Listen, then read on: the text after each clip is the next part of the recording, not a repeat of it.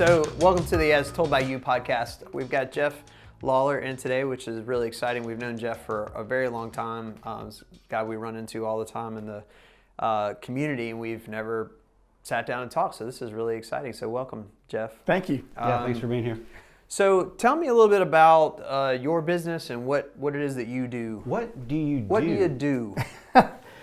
So a lot of things, Right. Especially being a realtor, you have to wear a lot of hats. So you are, of course, a marketing officer for your own agency, if you will, your independent contractor. You also have to do your admin work and make sure it's absolutely perfect. And then you also deal with people on a daily basis, which I really enjoy. So you have to negotiate, you have to foster the relationship and the real estate process all at the same time. And oftentimes, even though you want everyone to understand that they are the only person that you are working with, you're usually working with about 6 to 10 people at the same time in different phases of the process. So that's a challenge, but challenge accepted. Awesome. And I think personality leads into that a lot. You feel like that contributes to, just like you seem to be, because I know you from networking stuff. Sure. So, and I knew you from AAF from marketing stuff. It seems like you present yourself as a marketer almost more first. Sure. Talk about that approach and how do you approach that networking and those kinds of things? Sure. I've been involved with the community for a number of years. AAF was one of the first opportunities back in like 2011 and got to know a really great group of marketing professionals. And I've grown my education through the American Advertising Federation, but also as far back as College of Charleston, 1998 graduate, corporate communications. It wasn't as advanced as, say, a visual communications degree these days, which I think is awesome that USC has created that major, and it lends well to doing a little bit of everything. So you do a little graphic design, you do copywriting, and you learn how to market yourself. So that's one thing that lends well to real estate. You want to market yourself, but you also want to market those properties for sale, and the goal is to sell them within 30 days. But oftentimes, in today's market, it might be 12 hours. Right. That's an interesting kind of differentiator with real estate right now, is it where a lot of industries are kind of struggling through 2020 and how everything changed. Real estate seems to be exploding. I mean, I don't think I've talked It's because people are home and they realize that their home is not very nice and they want to leave them. Or they've spent time with their spouse and now need a divorce and need a second home. Or they need a bigger house. Or they need a bigger house with a home office. I can an go in that outdoor living area. She can go in that area, and then we don't have to. You guys are exactly right with that. People are pulling their hair out also with the kids at home. Dining rooms have turned into home offices. Right here. And you want a little bit of space in your relationship. And that's where, work, you went to work and you had that space. And then you're so excited to see each other and see the kids when you get home. Now I've heard the stories of, oh my God, I can't stand this anymore. Let's go to Zillow and figure out a new situation with another extra room so that you can have a little bit of privacy when you're trying to work. And it's been interesting to be in that, be kind of connected to that space and the work that we've done with, realtors over the last year, where everyone else is kind of struggling to talk to their audience and keep connected with people and all that stuff. Realtors are just going crazy. And I imagine right now that's increased the competition. The lack of inventory is probably a challenge. Tell me kind of what do you run across as a challenge as a realtor in 2021? Listings are always a challenge. Everyone knows a realtor, and it's a very low inventory, so you have to fight for your listings. And you also have to assure them that with the marketing that you're going to sell their home. So I do a pre-listing appointment. We go in, I tell them the truth. Hey, there's a crack over there. That's a wet spot on the ceiling. Well, that happened years ago. We've had it fixed. Well, you might want to paint it so things look and present well. Decluttering is a huge thing, especially in this environment we're in today. Kids are running around everywhere, toys are everywhere. We haven't gotten to this, we haven't gotten to that. So I recommend usually they do some staging areas in their garage and get the containers and start slowly decluttering and putting things away. You're moving anyway. You're going to be moving anyway because your house is probably going to sell in a week. And I was just ran in that. I ran in that situation this week. Beautiful home, Lake Carolina. They're ready. They have to find another home in Lake Carolina to pull the trigger, but it's got to be about 700 to 800 more square feet and give them that extra room and that extra solace. And working 9 to 5, 9 to 6 job. Yeah. Well, as a potential buyer right now, my wife and I have run into just a terrible challenge because obviously, we can't list our house until we figure out what we're going to do. Sure. Great to sell a house, but where do we go? And we can't find anything that's on the market more than a couple hours, that we like. And so we feel squeezed into a little spot, and so I imagine that's where realtors, the good realtors can come in handy right now, is figuring out exactly what to do in that situation. Well, Jeff has an advantage because he's in the Coldwell Banker Midtown office. Right. And there's so many top producers in there they're doing so much volume of business. Things don't even need to go on the market. Right. Because our agents are sending out emails every day saying, hey, I need this and this and this. Right. Or I just have this, it's about to go on the market. And they're getting the things cleared. We put them into the MLS just so we have the record that it's a sale. Right. And oftentimes, and I've heard this regularly with a lot of friends that are realtors, they have 6 to 10 buyers right now. Right. Finding the right house and getting in on it, because you have to alert your buyers. Hey, if I call you, you got to be ready to go look at it right now. Yeah. And then we had an offer like that. Oh yeah. Be prepared. And that's another thing is making the plan for listing your home, being prepared to purchase a home. You have a pre-qual. You've already run credit. You're ready to go. You have to be ready. And that's really with life. You have to be prepared. So we've talked about marketing a specific home and the things you go through and the photos that you do and the presentation of the home is being important. Now, because in real estate you market the house as an agent and you market yourself probably even more. Sure. So how do you go about marketing yourself so that you have that pipeline of 6 to 10 clients? Sure. Real estate's about relationships. I think everyone knows that. You just said it earlier. Hey, I've got a relationship. I've been this person for a long time. That's important. You want to be able to trust your realtor. You want to be able to understand that they are ethical, professional, and responsible. That they don't make mistakes. Even though we're all human, you have to be perfect. You make one bad mistake and you're going to hear about it. So I tend not to make mistakes, but also talk with them, let them know that I'm there as a resource. I'm always there throughout the entire process. I think that's huge. You have to be there. When I first got into real estate, I heard that my agent doesn't call me back and this and that. Now, that might be true in a couple of instances, but you always have to be there and always have to be willing to go the extra mile for your clients. I think another big thing is negotiation. You want to be able to negotiate properly and on behalf of your client, and sometimes make offers that, hey, we really want all this done. And in the selling market, that's a little tough because they may say, but we're not going to do anything.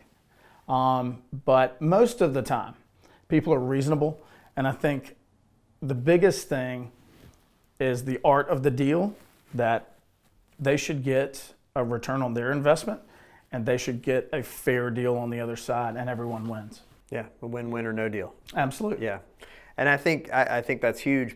I think what you're saying too is that when we talk about it being about relationships, you're saying that your marketing is doing that great job for people. Sure. And they'll help you start relationships with new people. Obviously, you're not reselling the same couples or families or people over and over again in a short period of time, because obviously when they buy a house, they're going to stay there a minute. Sure. But what you're doing is creating that experience so that when people go through that experience, they say, you got to use my guy because he just did a great job. Absolutely. And it's, it's all about referrals. Yeah. It really is. I feel like, you mature the relationship, you do an excellent job, but you stay in touch. I think that's a huge deal. And y'all know that with your previous clients. You want to keep in touch. MailChimp, you're lucky to get 25% of people to even open it with all of the firewalls and everything. Organic emails, personal notes, saying hey, giving them a call, seeing how things are going. A follow-up 2 weeks after, a month after, hey, still everything going good. Yeah. I think that's very important. Communication's key. So I would consider you a master networker. Like when we first met years ago, I was like, this guy. He's at everything. He's at everything. Like he showed up at the... Just, you can rat him off. Historic Society of Columbia. It's just like... I ran into him at the line how does to he meet have Kirk that much Hammett time? last year And then I at the realized museum. it was that he doesn't have any kids, and that's how he has that much time. He's like, now I get it. But the commitment to be involved with so many things, and like Bill said, he didn't know what you did, but he just knew who you were. Sure. So as you grow that relationship with the people in the network, then they obviously know what you do. You start to build that relationship. They can think of you when they're thinking about real estate.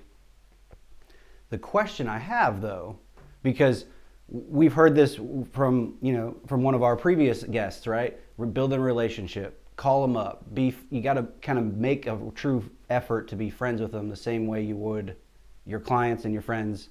There shouldn't be that much demarcation there. Sure. In terms of the connection.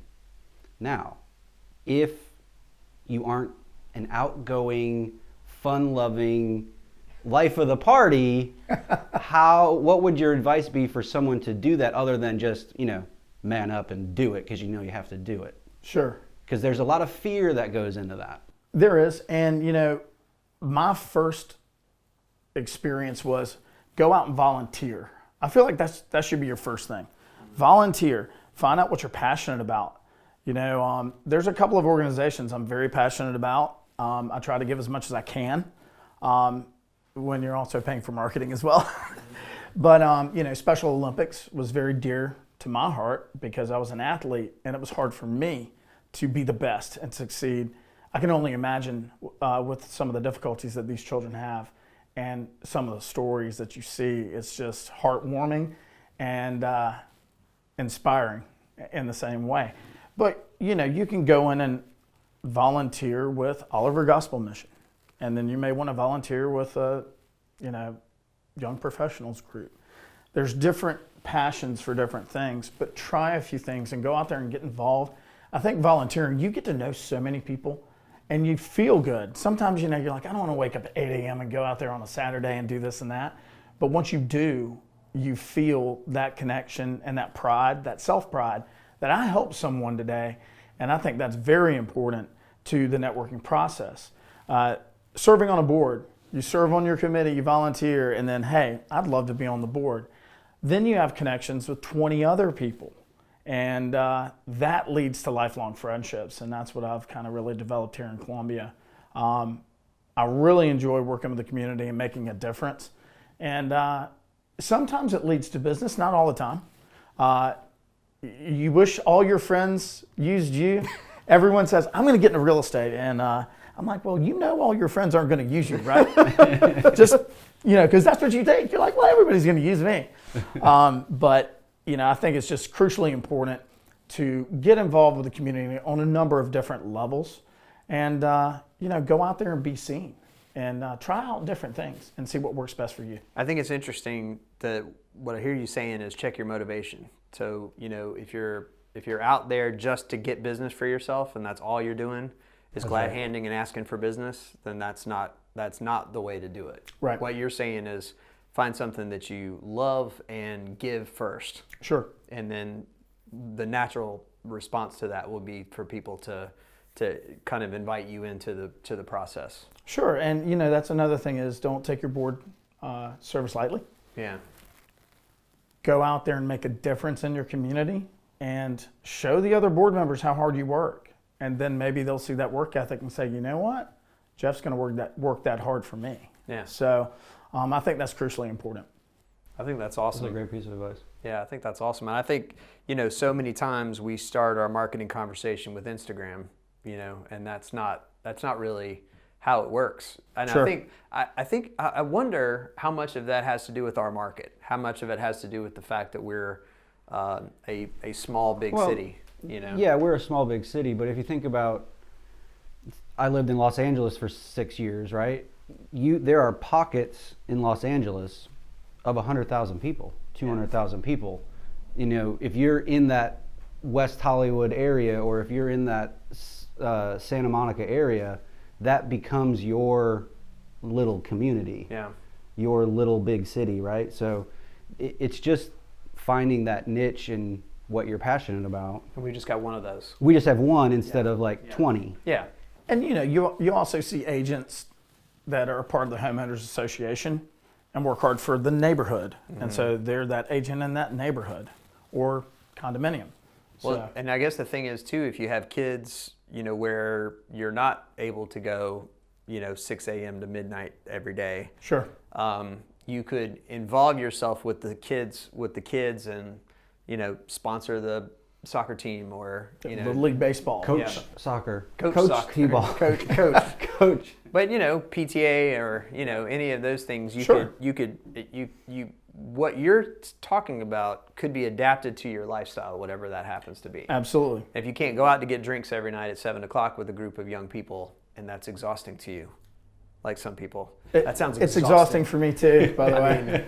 Just They're think like, about Jeff going goes to- out every night. I'm like, going to I get don't drinks like with going people. out every night. It sounds so like, oh my God. But we can all find things that we are passionate about that we can get involved in. I think that's super important, and that's a point that nobody's brought up up to this point, which I think is great. I think it's a multifaceted approach. Yeah. You find out, when you're young, you go out there and you join multiple boards, and then you realize you're working harder on all of these boards than you are on your, say, job and even personal life. So then you learn to say no, and everyone says this. Everyone's been there and everyone's done it. It feels so good to say yes, but then you begin to focus on your true passions.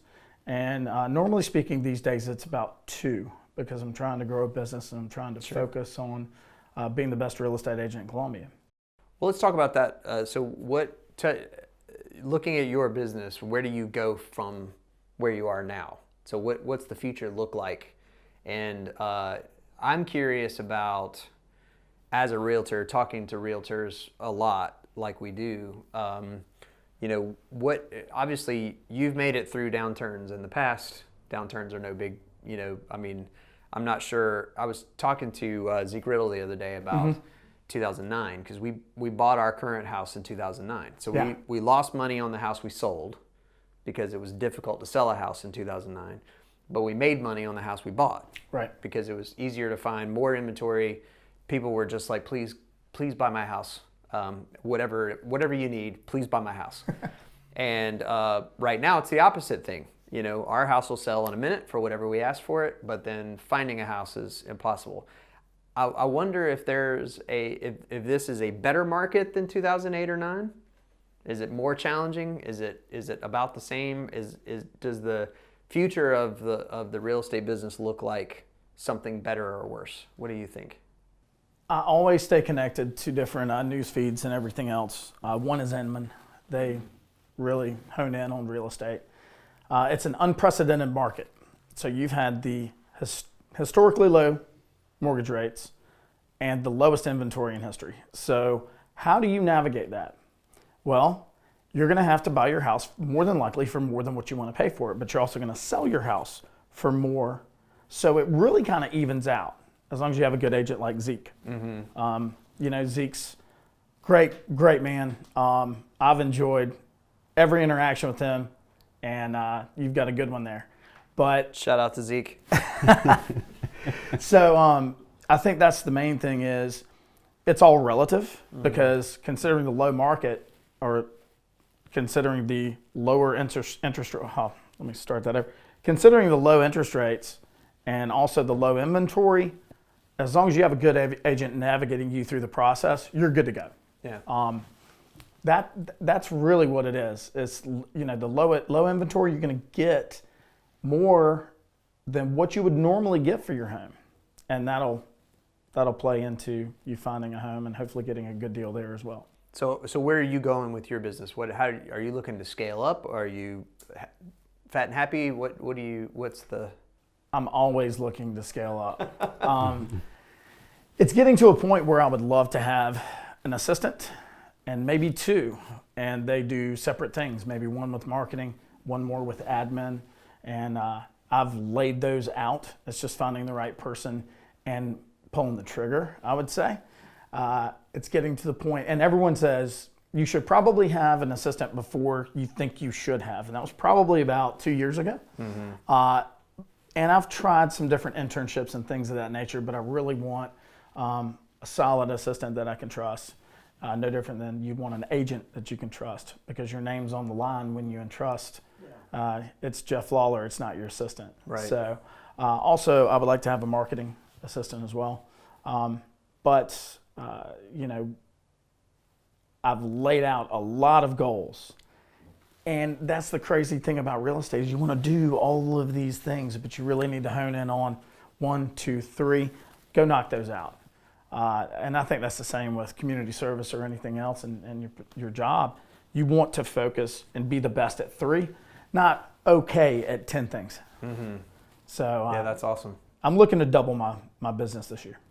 And you feel like taking those jobs, because I mean that's what we did a while back, right? That's why I have these fine folks here, because I used to be the guy that runs the camera, that edits everything, that writes everything, and it's too many jobs. And it's too much. Okay at 10 jobs, but I hired these young people who are great editors. They love it.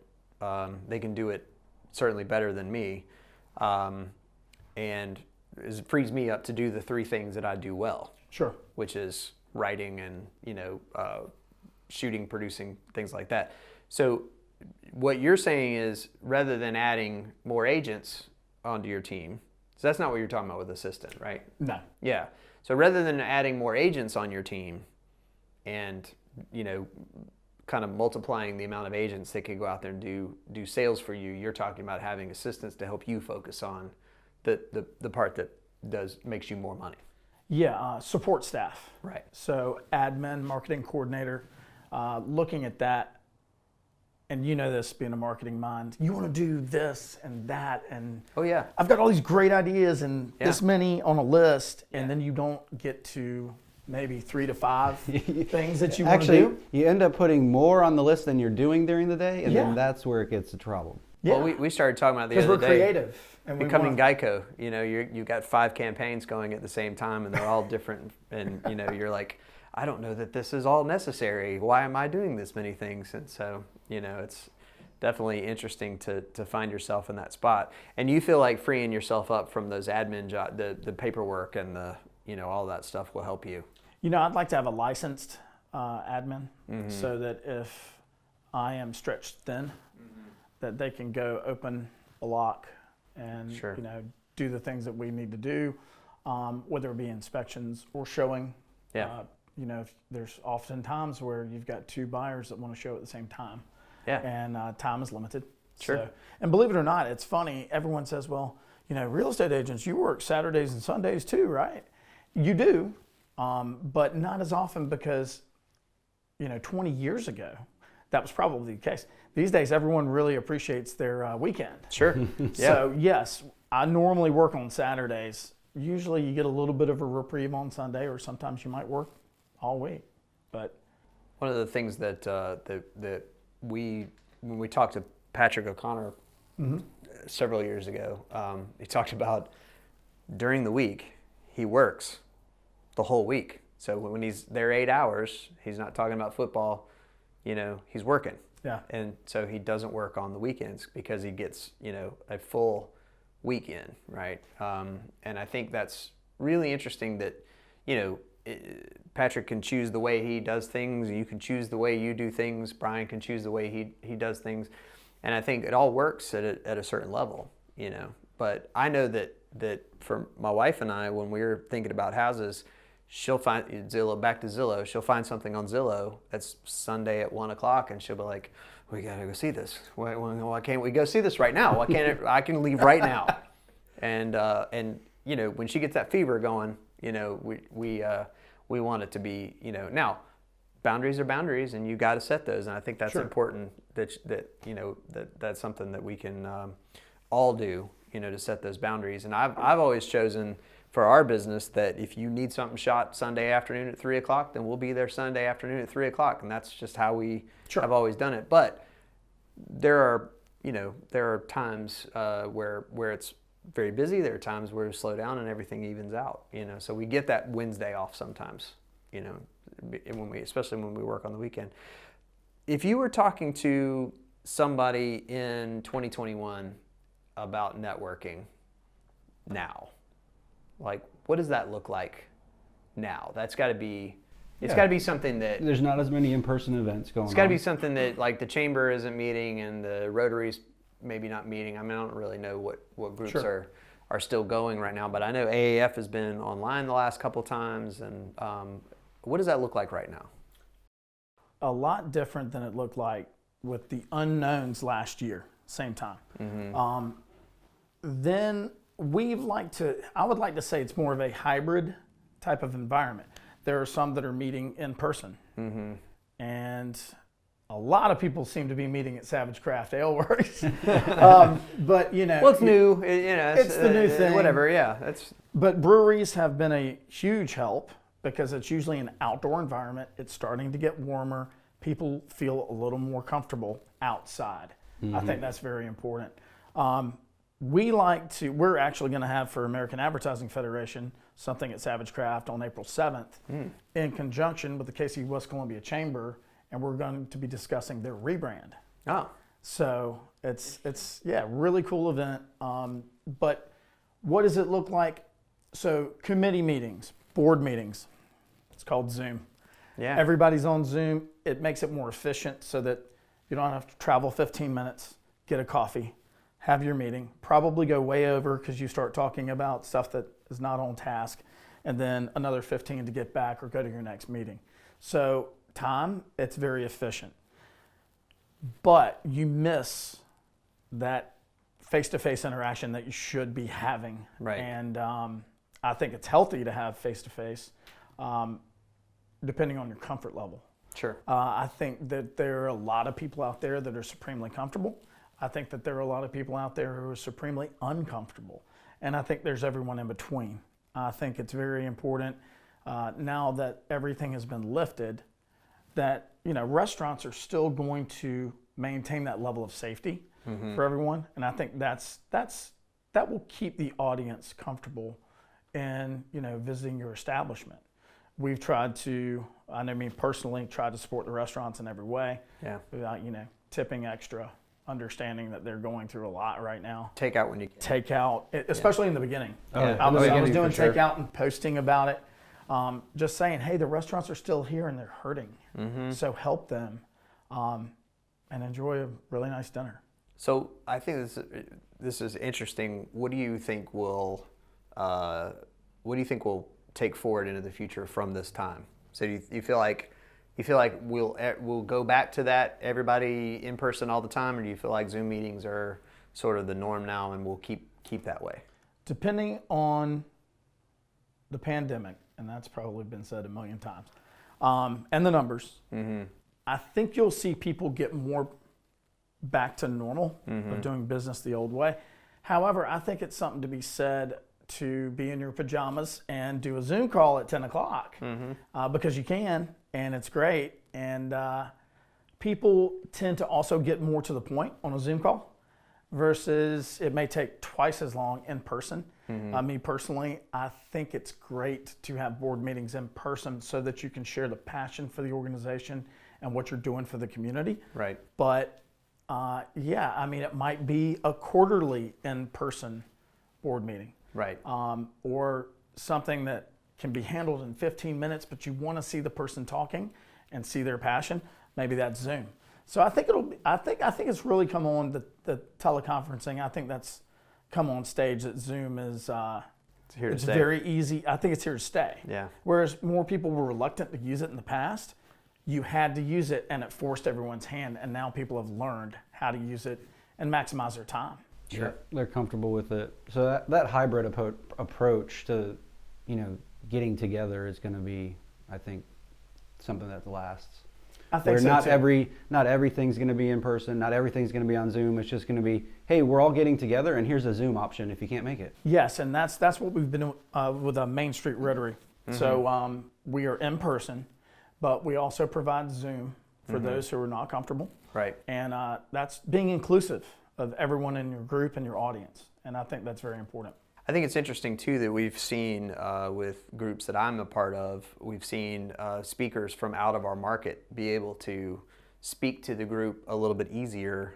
AAF is one example, but we've had a couple other groups that I'm in where we've had speakers that are in Minnesota or New York or whatever that can speak to the group through a remote call where they couldn't come to South Carolina and speak. I think that is another element to this, kind of opens up the facets of it that probably we'd never really examined that stuff before.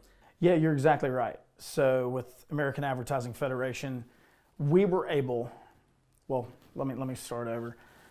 I motivated everyone and I said, look, we have to innovate our way out of this. We have to provide an experience that is like no other.